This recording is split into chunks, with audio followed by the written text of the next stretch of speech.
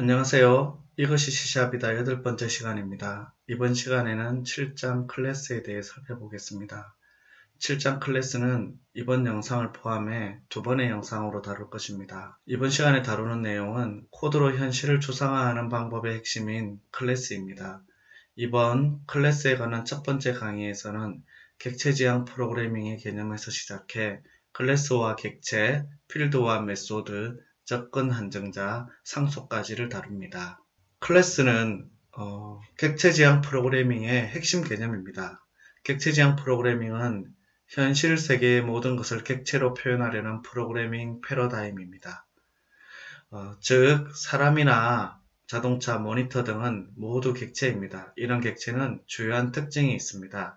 이런 특징은 속성과 기능으로 나타냅니다.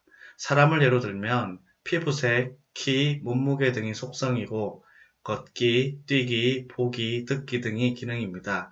이런 속성과 기능을 프로그래밍에서는 각각 데이터와 메소드로 표현을 합니다. 조물주가 흙을 빚어 사람을 만들었듯이 이 객체를 만들려면 모형이 필요합니다. 바로 그 모형을 청사진이라고 한다면 객체의 청사진이 바로 클래스입니다.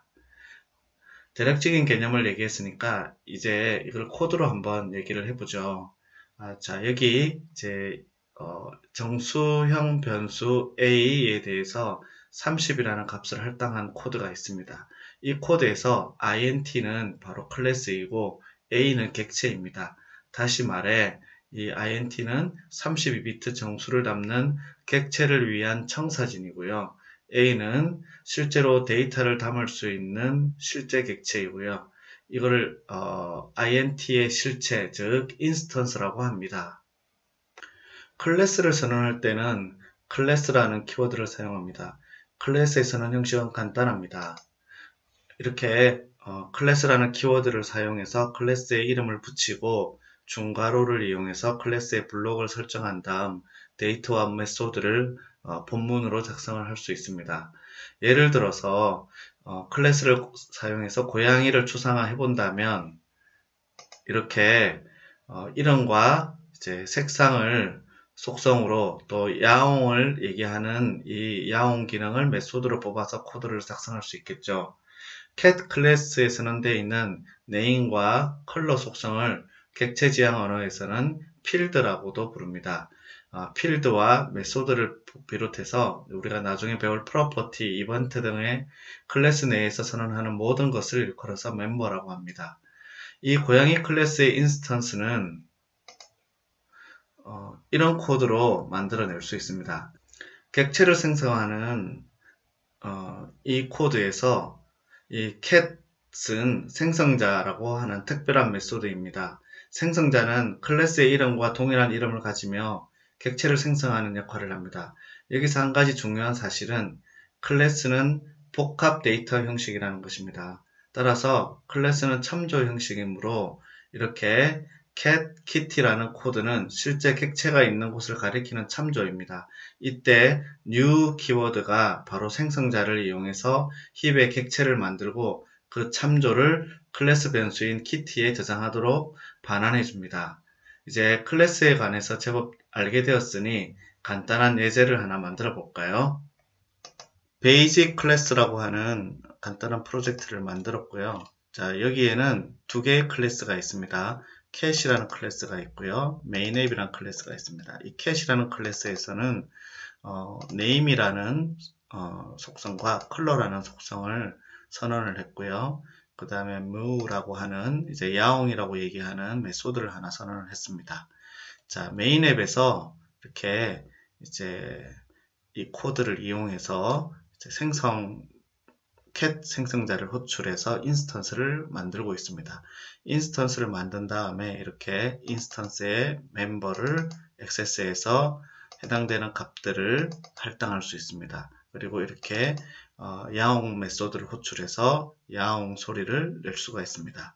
또 동일한 클래스에 대해서 네로라고 하는 또 이렇게 새로운 인스턴스를 만들 수 있습니다. 즉 하나의 모형에서 여러 개의 인스턴스를 뽑아내는 것이죠. 자, 한번 실행을 해보도록 하겠습니다. 예, 이렇게 클래스는 하나이지만 두 개의 인스턴스를 생성해서 각각의 속성에 대한 값들을 할당해서 출력을 잘 하고 있죠. 자, 이렇게 기본 클래스 선언 형식에 대해서 잠깐 알아보고 간단한 예제 코드를 확인해 보았습니다. 자, 다음으로 클래스의 수명에 대해서 한번 알아보도록 하겠습니다. 클래스로 만들어낸 객체에는 삶과 죽음이 있습니다. 객체도 사람처럼 태어나고 소멸 과정을 맞는다는 것이죠. 객체를 태어나게 만드는 역할을 하는 게 생성자이고요. 객체의 죽음을 관장하는 게 종료자입니다. 그러면 생성자와 종료자에 관해서 조금 더 자세히 살펴보도록 하겠습니다. 생성자는 클래스와 이름이 같고 반환 형식이 없습니다. 생성자의 선언 형식은 이렇게 한정자와 동일한 클래스 이름, 이제 매개 변수 목록, 이거는 이제 옵션입니다. 이게 사용될 수도 있고 또 사용되지 않을 수도 있습니다.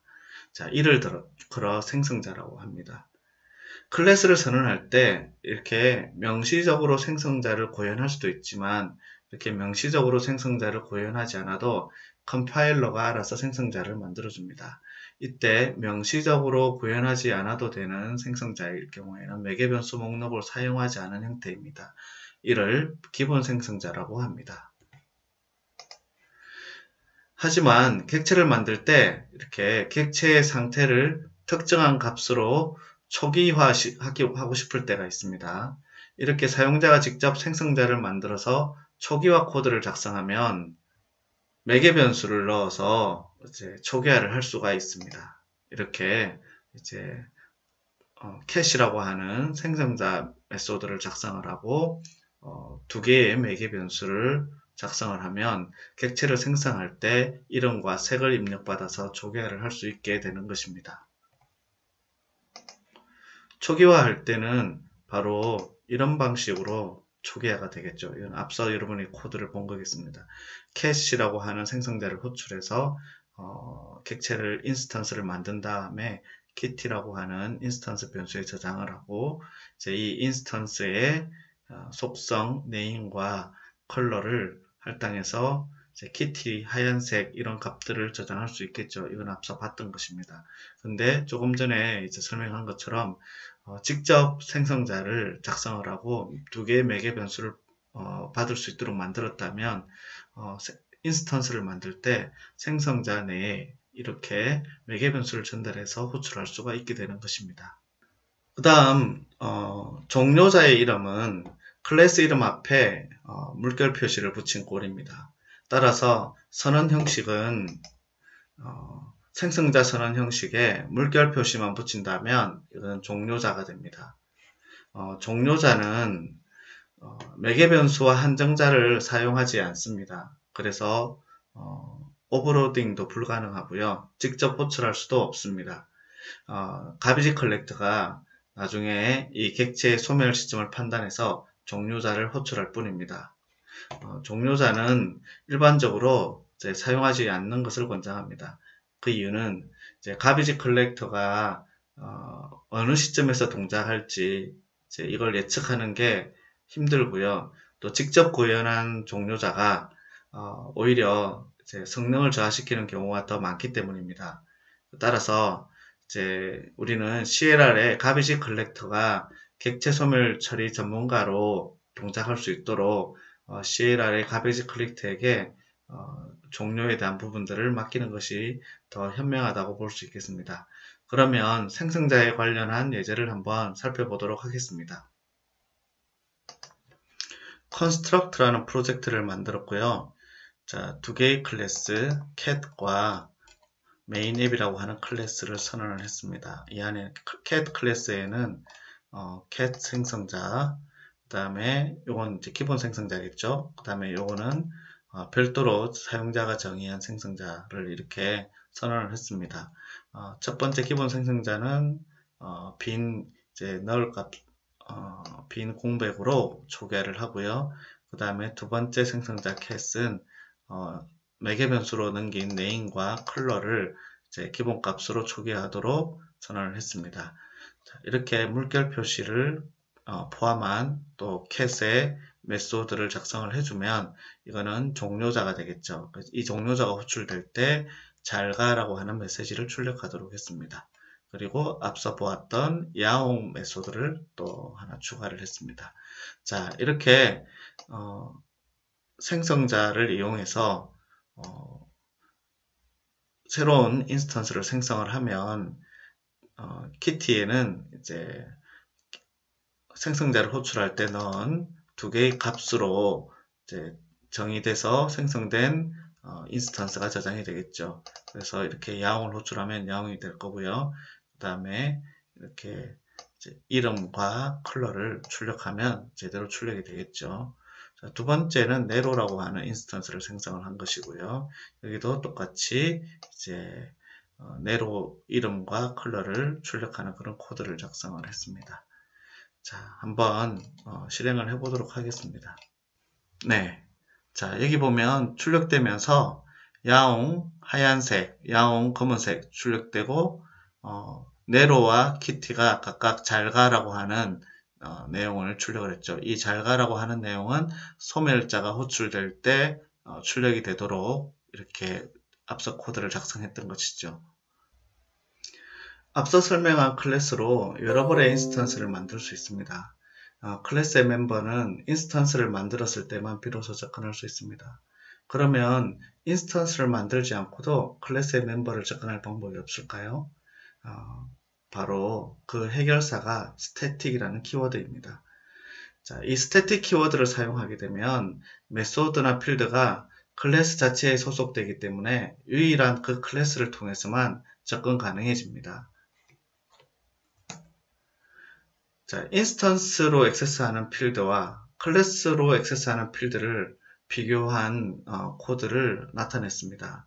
자, 이 코드의 왼쪽을 보면 인스턴스에 소속된 필드의 경우는 인스턴스를 만들어서 이렇게 my 클래스의 인스턴스 오브젝트 1을 만들어서 각각의 멤버를 호출할 수 있고요. 클래스에 소속된 필드의 경우는 이렇게 스태틱으로 선언된 필드 멤버를 작성을 하고 메소드 내에서 클래스의 이름으로 멤버를 바로 액세스할 수 있는 그런 기능이 가능하게 됩니다. 이제 이런 정책 필드를 만드는 이유는 주로 프로그램 전체에서 데이터를 공유해야 하는 변수가 필요한 경우에 유용합니다. 이제 간단한 예제를 하나 이렇게 살펴보도록 하겠습니다. 이번 예제는 스태틱 필드라고 하는 프로젝트를 작성했습니다. 이 프로젝트는 4개의 클래스를 포함하고 있습니다. 하나는 글로벌, 또 클래스 A, 클래스 B, 마지막으로 메인 앱이라는 클래스입니다. 글로벌 클래스에는 정적으로 전환한 count라는 변수를 0으로 초기화했고요. 클래스 A는 이제 이 count 변수의 값을 증가시키는 코드를 생성자 안에 넣었고, 클래스 B도 마찬가지입니다. 자, 그러면 메인 앱에서 초기에 이제 count 값을 호출해서 결과를 한번 확인해 보고요. 인스턴스를 클래스 A의 인스턴스를 2번 만들고 클래스 B의 인스턴스를 2번 만든 다음 다시 카운트 값을 확인해 보면 카운트 값이 얼마일까요? 한번 상상을 해 보시기 바랍니다. 자, 이 글로벌로 선언한 클래스 내의 카운트는 공유하는 변수 개념으로 사용이 되었습니다. 실행을 한번 해보고 결과를 확인해 보겠습니다. 자, 초기값 0 그리고 인스턴스가 4번 만들어진 다음 값을 확인해 보니 4가 되었습니다. 여러분의 추측과 일치하는지 한번 확인해 보시기 바랍니다. 정적 필드를 살펴보았으니 이제 메소드도 정적 멤버로 만들 수 있다는 사실도 알아야 될 것 같습니다. 앞서 정적 필드에서 설명한 것처럼 정적 메소드도 클래스 자체에 소속됩니다. 클래스 이름으로 바로 호출 가능하다는 것이죠. 인스턴스는 생성할 필요가 없습니다. 정적 메소드에서는 형식은 이와 같습니다.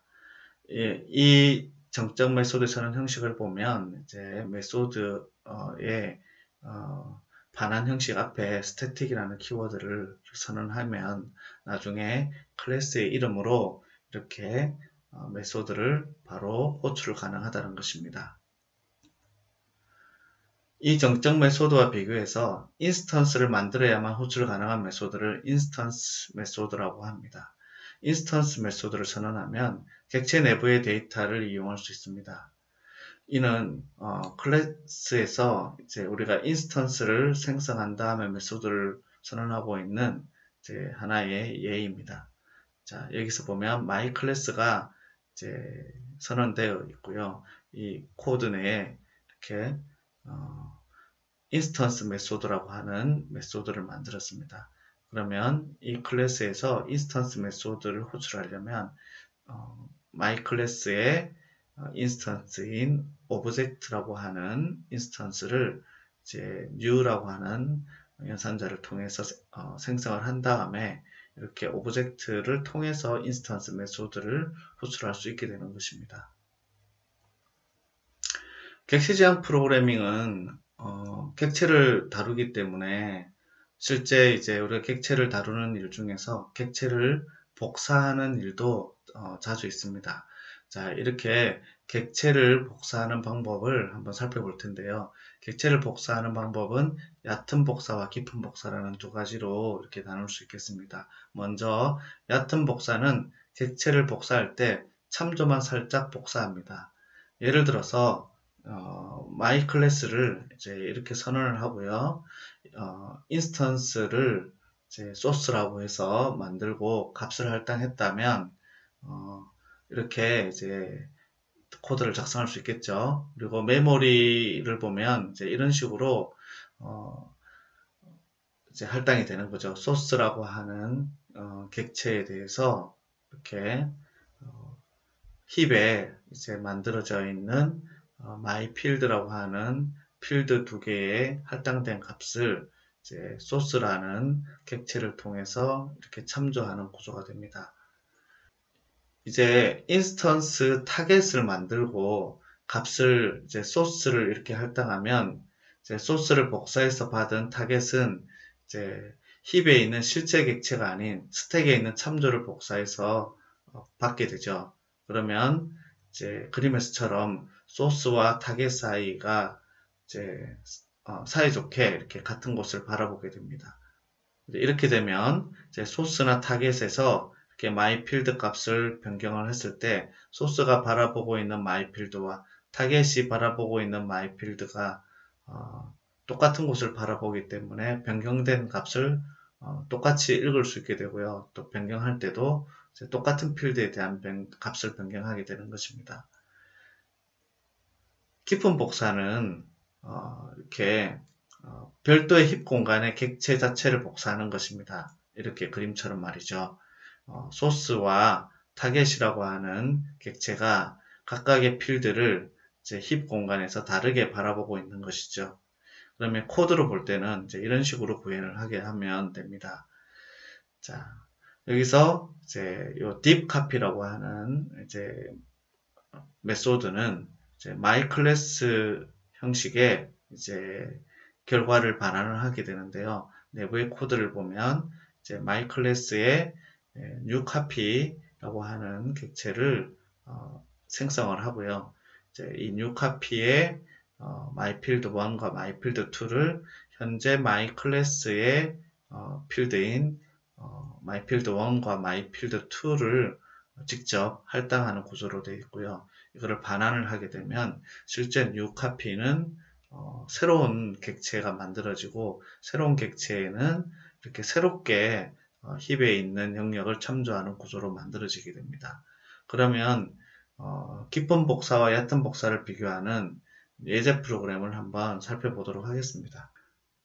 Deep Copy라고 하는 프로젝트를 만들었고요. 자, 여기에는 My Class라고 하는 클래스 하나, 그 다음 Main App이라고 하는 클래스를 작성을 했습니다. My Class에서는 MyField1, 2라고 하는 두 개의 필드를 선언을 했고요.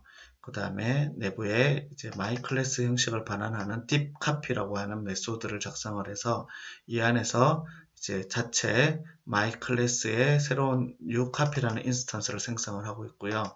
이 인스턴스에 실제 MyField1, 2라고 하는 필드에 이제 각각 부모 my 클래스의 필드인 my field 1과 my field 2의 값을 할당하고 있습니다. 그리고 new copy라고 하는 인스턴스를 반환하도록 했습니다. 자, 그러면 메인 앱에서 이렇게 얕은 복사를 하는 이 코드를 실행을 하고요. 그 다음에 이제 두 번째로 deep copy라고 하는 이제 깊은 복사를 하는 이 코드를 한번 실행을 해서 결과를 한번 보도록 하겠습니다. 자, 얕은 복사를 수행했을 때는 이렇게 값이 이제 10과 30, 또 두 번째도 10과 30을 표현하고 있죠. 이는 조금 전에 이제 이렇게 초기에 10과 20을 할당했다가 나중에 다시 이제 30으로 값을 변경했을 때 타겟이라고 하는 인스턴스에 이제 소스라고 하는 인스턴스를 복사한 이 코드로 인해서 실제 동일한 힙을 첨부하도록 구현이 됨으로써 이제 실제 이 myfield2의 값이 이제 바뀐 것이죠. 근데 두 번째 이제 deep copy를 한 경우에는 서로 다른 힙 공간에 생성이 됐기 때문에 myfield2의 값 변경이 첫 번째 이제 소스의 myfield2에는 영향을 끼치지 않고 타겟의 myfield2의 값만 바뀐 것을 확인하실 수가 있습니다. 이제 객체가 자신을 지칭하고 싶을 때 사용하는 키워드 this에 대해서 한번 알아보겠습니다. 객체 내부에서는 자신의 필드나 이제 메소드에 접근할 때 바로 이 this라는 키워드를 사용합니다. 자, 예를 들어서 employee라고 하는 클래스는 이제 set name이라고 하는 메소드의 매개 변수도 이렇게 name이고 employee 클래스의 이제 필드도 이렇게 이름이 name입니다. 이 두 가지가 이름이 똑같죠. 이제 이런 모호성을 사실 해결해 줄 수 있는 가장 좋은 방법이 이제 this라고 하는 키워드입니다. 자, 앞서 우리는 이제 메소드 오버로딩을 배웠습니다. 이렇게 입력받는 매개 변수가 각각의 개수에 따라서 이렇게 이제 여러 가지가 있다라고 하면 매개 변수의 개수에 따라서 클래스의 코드를 이렇게 my 클래스를 각각의 해당되는 매개 변수 개수만큼 작성할 수 있겠죠. 문법적으로는 문제가 없지만 이게 여러 번의 중복이 우리들의 마음을 불편하게 합니다. 바로 이때 이를 현명하게 해결해주는 방법이 이제 this라고 하는 생성자입니다. 이 this는 자기 자신의 생성자를 가리키고요. 이 this는 생성자에서만 사용을 하실 수가 있습니다. 이렇게 this에 괄호를 붙인 이 this 생성자를 사용하면 바로 조금 전의 문제를 이렇게 해결할 수가 있습니다. 이 코드를 보면 my 클래스에 두 개의 매개 변수를 받는 생성자 같은 경우에 this 생성자를 이용해서 b라는 매개 변수를 넘기는 코드를 이렇게 작성을 해주면 얘는 my class integer b에 this라는 생성자가 있는 놈을 호출해 주고요. 또 이 코드는 바로 앞에 있는 my class 생성자를 다시 호출해주는 그런 결과를 연쇄적으로 수행하게 됩니다. 따라서 결과적으로 중복된 코드를 작성하지 않아도 이제 각각의 이제 생성자에서 초기화를 다 수행할 수 있게 되는 것입니다. 그럼 이 객체 자신을 가리키는 this 키워드와 이제 this 생성자를 사용한 예제를 한번 작성을 해서 이제 결과를 확인해 보도록 하겠습니다. 먼저 this 프로젝트입니다. 자, 이 this 프로젝트를 보시면 employee라고 하는 클래스를 작성을 했고요. 그 다음 main app이라고 하는 클래스가 있습니다. 자, 이 employee라고 하는 클래스에는 name이라고 하는 필드와 position이라고 하는 필드가 있고요. 자, setName이라고 하는 매개 메소드와 getName이라고 하는 메소드가 있죠. 자, 여기서 이 name이라는 매개 변수 이름과 앞서 선언되어 있는 이 name이라고 하는 필드는 이름이 같죠. 그래서 이 같은 이름에 대한 모호성을 해결하기 위해서 이렇게 this.name 그래서 this라는 키워드를 써서 실제 name이라는 매개 변수의 값을 이 name이라고 하는 필드에 할당하는 그런 코드를 작성해서 모호성을 해결할 수 있습니다. 뒤에도 마찬가지고요. 자, 그러면 main 앱에서 이제 실제 employee의 인스턴스를 두 가지를 생성을 해서 각각 실행을 해보면 이제 상위에 있는 인스턴스에서 호출된 이런 setName 메소드와 setPosition 메소드가 호출되고요. 이걸 호출해서 결국 저장된 값은 getName과 getPosition을 통해서 알아볼 수 있겠죠. 두 번째도 마찬가지고요. 결과를 한번 보도록 하겠습니다. 네, 그래서 충분히 예측할 수 있는 값들이죠. 이번에는 this construct라는 프로젝트를 통해서 this 생성자에 대한 예제를 만들었습니다. myClass에서 보시면 myClass 생성자를 세 가지를 오버로드 했는데 여기에 this 생성자를 이용해서 자체 생성자를 호출하도록 그렇게 코드를 작성을 했습니다. 자, 이렇게 main app 클래스에서 이제 인스턴스를 만들어서 호출한 걸 보면 첫 번째 이제 myClass의 A라는 인스턴스는 호출을 하게 되면 이제 이 생성자가 호출이 되겠죠. 그래서 여기에 해당되는 값들이 이제 프린트 필드를 통해서 출력이 될 거고요. 두 번째 myClass의 B라는 생성자는 이제 매개 변수를 하나 받는 구조죠. 그러면 이제 매개 변수를 받는 이 코드가 생성이 될 거고요. 얘는 이제 this 생성자를 호출하기 때문에 다시 한번 얘를 호출하는 구조가 되는 것입니다. 그리고 마지막 세 번째는 이제 두 개의 매개 변수를 받기 때문에 두 개의 매개 변수를 받는 생성자가 실행이 되고요. 얘가 this라고 하는 생성자에서 매개 변수 하나 받는 거를 호출을 하기 때문에 이 앞부분에 앞에 있는 여기 자체 생성자가 호출될 거고요. 얘는 또 this라고 하는 생성자를 호출하기 때문에 여기에 있는 myClass 생성자가 호출되는 것입니다. 그래서 결과적으로 이제 이런 결과를 이렇게 나타낼 수가 있게 되는 것입니다. 다음은 객체 지향 프로그래밍에서 객체 내부에 대한 공개 수준을 결정하는 데 사용하는 접근 한정자를 살펴보겠습니다. 접근 한정자를 얘기할 때 꼭 등장하는 용어가 은닉성 또는 캡슐화라고 하는 용어입니다. 이는 이제 이 용어의 의미는 감추고 싶은 것은 감추고 이제 보여주고 싶은 것만 보여준다는 뜻입니다.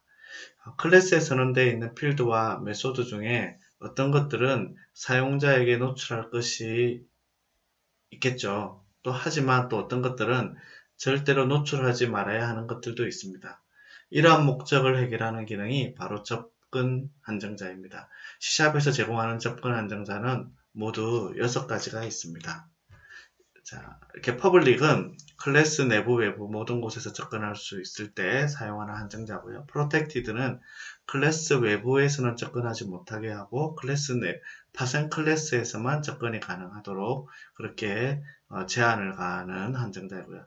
프라이빗은 클래스 내부에서는 접근할 수 있지만 클래스 외부나 파생 클래스에서는 전혀 접근이 불가능한 접근 한정자입니다. 인터널이라고 하는 접근 한정자를 사용하게 되면 같은 어셈블리에 있는 코드에서는 이제 퍼블릭으로 접근할 수 있지만 어셈블리가 달라지면 이제 프라이빗 수준의 접근성을 갖게 되는 그런 특징을 갖고 있습니다. 그리고 protected internal이라고 하는 형태로 접근 안정자를 쓰게 되면 같은 어셈블리에 있는 코드에서만 protected로 접근할 수 있고 다른 어셈블리에서는 이제 private과 같은 수준을 제공하는 것입니다. 그리고 마지막으로 private protected는 같은 어셈블리에 있는 클래스에서 상속받은 클래스 내부에서만 접근이 가능하도록 제약을 가한 접근 한정자의 유형입니다. 자, 접근 한정자를 사용하지 않은 멤버는 자동으로 프라이빗 멤버가 됩니다. 이렇게 필드와 메소드에 우리는 이제 접근 한정자를 붙일 수가 있습니다. 자, 이렇게 접근 한정자를 붙이면 이 필드와 메소드를 접근하는 액세스 수준을 이제 제한을 하게 되기 때문에 각각의 이제 액세스 수준을 원하는 방법대로 여러분들이 접근 한정자를 붙여서 결정하실 수 있습니다. 이렇게 마지막 myfield3처럼 접근 한정자를 붙이지 않는 경우에는 프라이빗으로 자동으로 공개 수준을 갖게 되는 것입니다. 그럼 예제를 한번 살펴볼까요? Access Modifier라고 하는 프로젝트를 작성을 했고요. 자, 여기에는 워터 히터라고 하는 클래스를 만들었습니다. 여기에서 Temperature라고 하는 필드는 Protected라는 접근 한정자를 사용했습니다.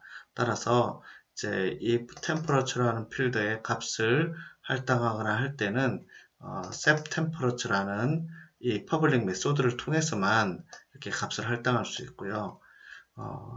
internal turn on water라고 하는 메소드는 이렇게 temperature 값을 출력해주는 그런 이제 코드를 갖고 있습니다. 메인 앱에서 이제 여러분들이 히터라고 하는 인스턴스를 만든 다음에 set temperature에 이렇게 매개 변수로 템퍼러처 값을 넘기면 이 값에 의해서 실제 이 템퍼러처의 온도가 설정이 되는 것입니다. 그리고 이 템퍼러처의 온도가 마이너스 5에서 42도 사이의 값만 받아들이고 이 범위를 벗어나면 이렇게 exception을 예외를 던지도록 이렇게 코드를 작성해 있습니다. 자, 이렇게 through라고 하는 키워드와 여기 나오는 try catch라고 하는 키워드는 뒤에서 여러분들이 이제 예외 처리해서 배울 테니 크게 걱정하지는 않으셔도 됩니다. 자, 이렇게 예외를 던지게 되면 이 캐치라고 하는 절에서 이 예외를 받아서 이제 예외를 처리하는 코드의 내용에 따라서 이제 처리가 되게 되는 것입니다. 이 코드 같은 경우는 예외를 단순히 출력하는 내용만 작성을 했습니다. 자, 그러면 한번 실행을 해보도록 하겠습니다. 여기서 세 가지 set temperature 설정을 갖고 있는데요. 여기서 이제 마이너스 5도에서 42도의 범위니까 마지막 번 50도의 범위는 예외를 발생하겠죠. 한번 실행을 해보도록 하겠습니다. 첫 번째 두 개의 set temperature는 정상적으로 설정이 되었고 마지막에는 범위를 초과했기 때문에 예외가 발생해서 처리가 된 것을 이렇게 확인하실 수가 있습니다. 객체지향 프로그래밍의 특징을 얘기할 때 빼놓을 수 없는 주제가 바로 이 상속입니다. 즉, 클래스는 다른 클래스로부터 유산을 물려받을 수 있습니다. 객체지향 프로그래밍에서는 물려받는 클래스가, 즉, 이제 물려받는 클래스를 파생 클래스 또는 자식 클래스라고 합니다. 이 물려받는 클래스가 유산을 물려줄 클래스, 이렇게 물려줄 클래스를 이제 기반 클래스 또는 부모 클래스라고 합니다. 그래서 물려받는 클래스가 물려줄 클래스를 지정합니다. 파생 클래스의 형식은 이렇습니다. 파생 클래스의 이름 뒤에 콜론을 붙여주고 그 뒤에 상속받을 기반 클래스의 이름을 붙이면 됩니다. 이 형식에 따른 예제 코드를 작성하면 이렇게 간단하게 샘플을 나타낼 수 있을 것 같습니다. 베이스라고 하는 클래스는 부모 클래스, 즉 기반 클래스이고요. 이 derive라고도 하는 클래스는 바로 베이스라는 클래스로부터 상속받은 자식 클래스 또는 이제 파생 클래스가 되는 것입니다. 이렇게 그림으로 이렇게 나타내면 이제 파생 클래스는 기반 클래스, 부모 클래스의 이제 모든 것과 이제 파생 클래스가 갖고 있는 새로운 멤버를 포함한 이제 전체의 멤버를 갖게 되는 구조입니다. 정리를 하면 파생 클래스는 자신만의 고유한 멤버 외에도 기반 클래스로부터 물려받은 모든 멤버를 포함하는 그런 클래스가 되는 것이고, 이렇게 멤버를 부모뿐만 아니라 자기만의 고유한 멤버까지를 유지하게 되는 것입니다. 기반 클래스 베이스와 이를 상속받은 클래스 디라이브가 있다고 합시다. 파생 클래스 객체 생성 과정을 확인해 보면 이렇게 내부적으로 기반 클래스의 생성자를 호출한 다음 이제 파생 클래스의 생성자를 호출하고, 이제 객체가 소멸될 때는 파생 클래스의 종료자를 호출하고 그 다음에 기본 클래스의 종료자를 호출합니다. 파생 클래스에서 기반 클래스의 멤버를 호출할 일도 있습니다. 이때는 이제 베이스라는 키워드를 사용하면 됩니다. 이렇게 베이스라는 키워드를 사용하면 베이스에 있는 이 부모 클래스에 있는 이 베이스 메소드를 바로 이 베이스라는 키워드를 통해서 부모 클래스 안에 있는 베이스 메소드를 호출할 수 있습니다. 그리고 기반 클래스의 매개 변수를 받는 생성자를 파생 클래스에서도 호출할 수 있습니다. 필요에 따라서 이 안에 넘겨주는 매개 변수를 넣게 되게 되면 기반 클래스에 있는 해당되는 생성자를 호출할 수가 있습니다. 또 우리가 보통 이렇게 상속을 받는 경우도 있지만 이제 여러 명의 팀 협업으로 작업할 때는 특정 클래스에 대해서는 상속을 못하게 해야 되는 그런 상황도 나올 수 있습니다. 이렇게 상속을 못 받게 하고 싶은 경우에는 shield라고 하는 한정자를 사용합니다. 이 한정자에 관해서는 여러분들이 책 252페이지에 여기서 잠깐 부분을 한번 읽어보시길 바랍니다. 그러면 상속을 이용한 실제 예제 프로그램을 한번 살펴보도록 하겠습니다. 인헤리턴스라는 프로젝트에서 베이스라는 클래스를 만들었고요. 이 베이스라는 클래스는 name이라는 매개 변수를 받는 베이스라는 생성자를 갖고 있습니다. 그리고 소멸자가 있고요. 그 다음에 이제 public base 메소드가 선언되어 있습니다. 그 다음에 이 베이스라고 하는 클래스를 부모 클래스로 해서 상속받은 derive라는 클래스가 있고요. 파생 클래스죠. 자, 이 파생 클래스를 보시면 생성자가 이렇게 있습니다.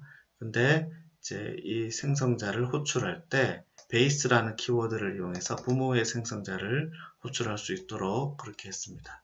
그리고 소멸자가 있고요. 이제 파생된 클래스의 derive라는 메소드가 있습니다. 자, 클래스 메인 앱에서 이렇게 메인 메소드를 작성을 했고요. 여기서 이제 베이스 클래스의 인스턴스 A를 만들었습니다. 이제 이렇게 A라고 하는 인스턴스에서 이제 멤버인 베이스 메소드를 호출했고요. 이번에는 derived라고 하는 클래스에서 B라는 인스턴스를 만들었고, 이렇게 B라는 인스턴스에서 derived 메소드를 호출할 수도 있지만 이렇게 베이스 메소드를 호출할 수도 있습니다. 이게 가능한 이유는 이렇게 derived가 베이스라고 하는 부모 클래스를 상속받았기 때문에 이렇게 가능한 것이죠. 한번 실행을 해보도록 하겠습니다. 자, 이렇게 해서 각각의 부모 클래스와 파생 클래스에서 상속받은 경우에 이제 호출되어지는 메소드와 그 다음에 호출되어지는 생성자에 대한 부분들을 출력해서 실제 조금 전에 설명했던 것들을 확인해 볼 수 있도록 했습니다. 이제 이번 클래스 강의 첫 번째 강의의 마지막 주제인 기반 클래스와 파생 클래스 사이의 형식 변환에 관해서 살펴보도록 하겠습니다. 개와 고양이 다 좋아하죠. 이 개와 고양이는 종은 다르지만 모두 포유류입니다. 클래스로 표현하면 이제 이렇게 작성할 수 있겠죠.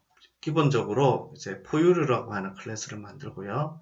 자, 이 개와 고양이는 포유류이기 때문에 포유류의 어떤 특징을 상속받도록 포유류 클래스를 기반 클래스 또는 부모 클래스로 이렇게 만들 수 있겠죠. 객체 지향 프로그래밍에서는 기반 클래스와 파생 클래스 사이에서 족보를 오르내리는 형식 변환이 가능합니다.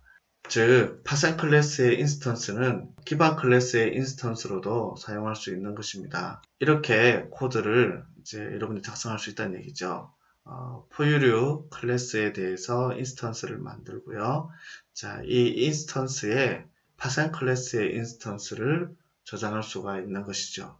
그 다음에 또 반대로 이제 파생 클래스의 인스턴스에 이제 포유류의 인스턴스를 이제 파생 클래스의 인스턴스로 클래스 형식으로 형 변환해서 저장할 수도 있는 것이죠. 이렇게 서로 오르내리는 형식 변환이 가능하다라는 것 때문에 이제 프로그래밍의 생산성이 좋아집니다. 만약에 이런 원리를 적용할 수 없다면 포유류 클래스에서 만약에 300여 가지의 클래스가 파생된 경우 우리가 사육사라고 하는 어떤 주키퍼 클래스를 만들었을 때 이제 워시 메소드를 구현한다고 할 때요. 이렇게 각각의 포유류에 맞는 워시 메소드를 모두 오버로딩해서 300여 개를 다 구현해야 되겠죠. 이런 작업들을 당연히 이제 코드를 작성할 때 한다는 것은 굉장히 무식한 일이겠죠.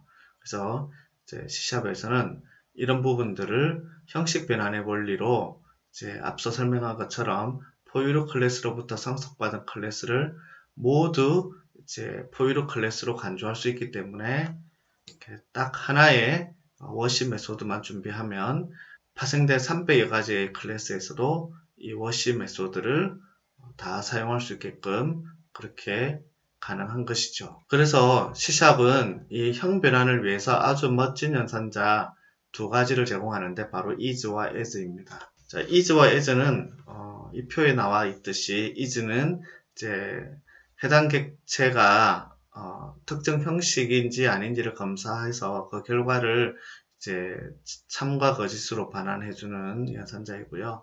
as라고 하는 연산자는 이제 형식 변환 연산자와 같은 역할을 하는데 형식 변환 연산자보다는 더 좋은 점이 이제 형식 변환 연산자를 사용했을 때는 변환이 실패하면 예외를 던지지만 이 as 연산자는 변환이 실패하는 경우에 참조의 널 값을 적용한다는 것이 다른 점입니다. 그래서 이제 이 is 연산자와 as 연산자의 사용법을 한번 알아보도록 하겠습니다. 자, 먼저 이제 이 코드는 is 연산자를 사용해서 이제 포유류 객체가 이제 도구 형식임을 확인을 해주는 그런 코드를 이렇게 이제 작성을 하고 있습니다. 그래서 여기서 이제 도구라고 하는 객체가 만약에 이제 포유류이면 포유류 객체가 도구 형식임을 확인했기 때문에 안전하게 형식 변환이 이루어지도록 이렇게 코드를 작성할 수가 있습니다. 그 다음에 이 코드는 이제 as 연산자를 사용해서 포유류2를 이제 cat 형식 변환을 시도하고 실패하면 null을 반환하는 그런 코드입니다. 그래서 실패하더라도 예외가 발생하지 않고 null을 할당하기 때문에 빌 와그너는 이펙티브 C샵에서 형식 변환에 실패한 경우 예외가 일어나면 갑자기 코드의 실행이 점프하는 그런 일로 인해서 이제 문제가 발생할 수 있는데 이렇게 as 연산자를 사용하면 그런 문제를 예방할 수 있다고 이 as 연산자를 쓰는 것을 권장한다고 얘기를 하고 있습니다. 그리고 중요한 점은 이 as 연산자는 바로 참조 형식에서만 사용할 수 있다라는 것을 알아야 하겠습니다. 자, 그러면 객체 형식 변환에 대한 예제 프로그램을 한번 살펴보도록 하겠습니다. 타입캐스팅이라는 프로젝트를 작성을 했고요. 자, 여기에는 포유류 클래스와 이제 포유류 클래스에서 상속받은 도구 클래스와 cat 클래스가 있습니다. 그리고 이제 메인 메소드가 있는 메인 앱 클래스가 있습니다. 자, 여기서 이제 포유류 클래스는 nurse라고 하는 메소드를 작성을 했고요. 이제 도구 클래스와 cat 클래스에는 이제 bark라고 하는 이제 개는 짖는 메소드가 있고요. 고양이는 야옹하는 메소드가 이렇게 작성되어 있습니다. 메인 메소드 내에서 이제 포유류 클래스의 인스턴스에 이제 이렇게 도구 클래스의 생성자를 이용해서 인스턴스를 만들어서 할당할 수가 있습니다.